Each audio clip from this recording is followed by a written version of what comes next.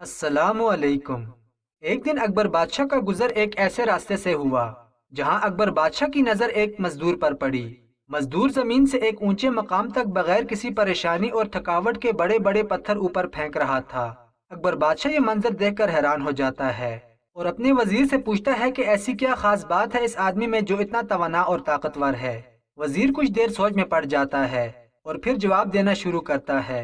बादशाह सलामत जान की अमान चाहते हुए बिल्कुल यकीन से कह सकता हूँ कि ये मजदूर घरेलू नाचाकियों से बिल्कुल बेखबर है। इसकी बीवी दिलो जान से प्यार करती है और हर वक्त वो काम करती है जिससे मजदूर को खुशी मिलती है और उस काम से दूर रहती है जिससे मजदूर को रंज पहुंचता हो। दरबार में आते ही अकबर बादशाह ने अपने दो तीन दरबारियों को कह दिया कि जाकर मजदूर की जिंदगी के बारे में सब कुछ मालूम करके आओ। दरबारी मजदूर के घर के पास पहुंच गए और मजदूर की जिंदगी का एक एक लम्हा नोट करते गए। हफ्ता भर दरबारियों ने मजदूर के बारे में काफी मालूमात इकट्ठी की और वापस दरबार पहुंच गए।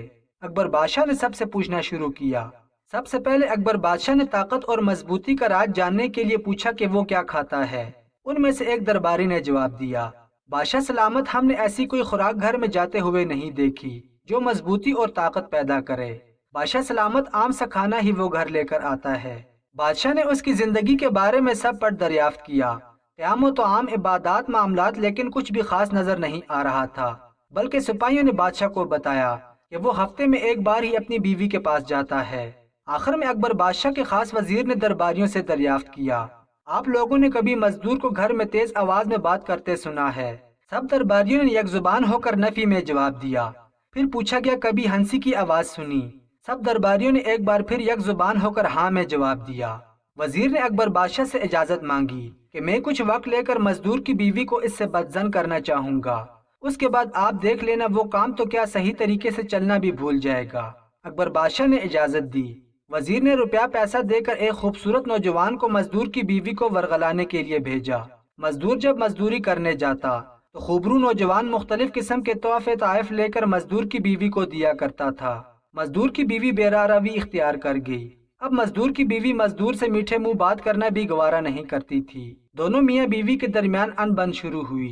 मजदूर पर जैसे गम के पहाड़ टूट पड़े। अब वो मेहनत मजदूरी अच्छी तरह से नहीं कर सकता था। वो कमर पकड़ कर काम करता था। वजीर ने अब बादशाह से कहा कि अब मजदूर की हालत देखने चलते हैं। दोनों उस जगह चले गए जहाँ मजदूर काम करता था। अकबर बादशाह उसकी हालत देखकर हैरान रह गया। अब वो एक पत्थर उठाने में दिक्कत महसूस कर रहा था। एक पत्थर उठाकर वो आहिस्ता आहिस्ता चलता हुआ पत्थर रख कर आता। अकबर बादशाह से इसकी हालत देखी नहीं जा रही थी। उसने फौरन हुक्म दिया कि इस बेचारे मजदूर की जान बख्श दी जाए।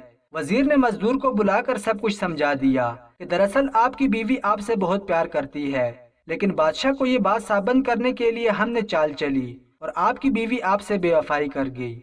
मजदूर समझदार आदमी था। घर आया जब मगरिब की अजान होने लगी। मजदूर लोटा उठाकर तारत के लिए चला गया। रास्ते में जानबूझकर उसने लोटा गिरा दिया। लोटा टूट गया। मजदूर दहाड़े मार कर रोने लगा। बीवी ने जब शोर के रोने की आवाज सुनी तो फौरन वहां पहुंची। शोर से पूछने लगी, क्यों रो रहे हो? शोर ने जवाब दिया, लोटा टूट गया है। बीवी ने हैरानी से कहने लगी कि इसमें रोने की क्या बात है, नया लोटा ले लेना। शोर अब लोटे के टुकड़ों की तरफ इशारा करते हुए कहने लगा, मेरा इस लोटे से पर्दा खत्म हो गया था, अब दूसरे लोटे के सामने खुद को बेपर्दा होने की वजह से रो रहा हूँ। बेशक लोटे इतने महंगे नहीं हैं, पर मेरी इज्जत तो महंगी है। बीवी भी समझदार थी, फौरन अपने मियाँ का इशारा समझ गई और अपने मियाँ के कदमों में गिरकर माफी मांगने लगी। और यूं मजदूर अब दोबारा तवाना, मजबूत और ताकतवर बन गया। बीवियां अपने शोरों की ताकत हुआ करती हैं। आप सब शादीशुदा बहनों से गुजारिश है कि अपने शोर के साथ हर दुख दर्द में बराबर की शरीक समझकर उनका हौसला बने। और जो बहनें गैर शादीशुदा हैं, अल्लाह उनके नसीब अच्छे करे।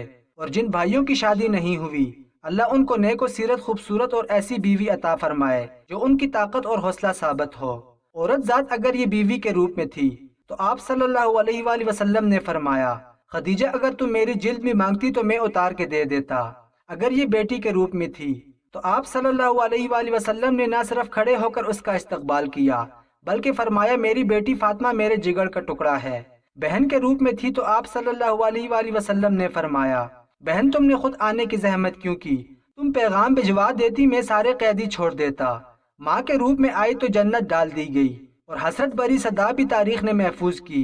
فرمایا گیا کہ کاش میری ماں زندہ ہوتی، میں نماز عشاء پڑھ رہا ہوتا، میری ماں مجھے پکارتی، میں نماز چھوڑ کر اپنی ماں کی بات سنتا۔ عورت کی تکلیف کا اتنا احساس کہ ایک مرتبہ آپ صلی اللہ علیہ وآلہ وسلم نے دوران نماز بچوں کے رونے کی آواز سنتے ہی قرات مختصر کر دی۔ جس ماں کو ماں ہونے کے باوجود میلے میں بیچ کر بیٹے رقم بانٹ لیتے تھے، جس عورت کو شوہر کی میت کے ساتھ جلا دیا جاتا تھا، باپ بیٹی دفن کر کے فخر محسوس کرتا تھا، اسلام ہے جس نے اسے عزت و تکریم دی۔ لیکن موجودہ معاملہ مرد و عورت کی لڑائی یا حقوق کا ہے ہی نہیں، یہ سارا تماشا ہمارے رشتوں کے تقدس کو پامال کرنا ہے۔ اللہ تعالیٰ سے دعا ہے کہ اللہ تعالیٰ ہم سب کے گھروں کو آباد کرے اور ایک دوسرے کے ساتھ محبت و اتحاد نصیب فرمائے۔